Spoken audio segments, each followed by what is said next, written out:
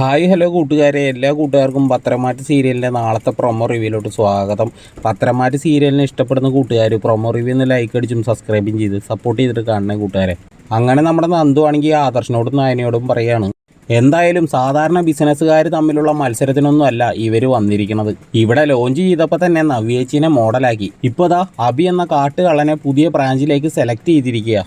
അതൊക്കെ തന്നെ വ്യക്തമായ ലക്ഷ്യത്തോടു കൂടിയാണെന്ന് നന്ദു ആണെങ്കിൽ ആദർശനോടും നയനയോടും പറയുകയാണ്. ഈ സമയം നമ്മുടെ ദേവേനയാണെങ്കിൽ നവ്യയോട് പറയാണ്, മൂർത്തീസ് ജ്വല്ലറിയുടെ എതിരാളികളാ എം ജ്വല്ലറി, അവരുടെ മോഡലാ നീ നിന്റെ ഇഷ്ടത്തിന് പോയിക്കോ, പക്ഷേ ഇവനൊരിക്കലും ആ കമ്പനിയുടെ മാനേജർ ആവാൻ പാടില്ല എന്ന് പറയാനോട്ടോ നവ്യയോട് ദേവേനി. അത് കേൾക്കുമ്പോഴാണെങ്കിൽ അബി ആകെ മൊത്തം ഒന്ന് ഞെട്ടി നിൽക്കുകയാണ്.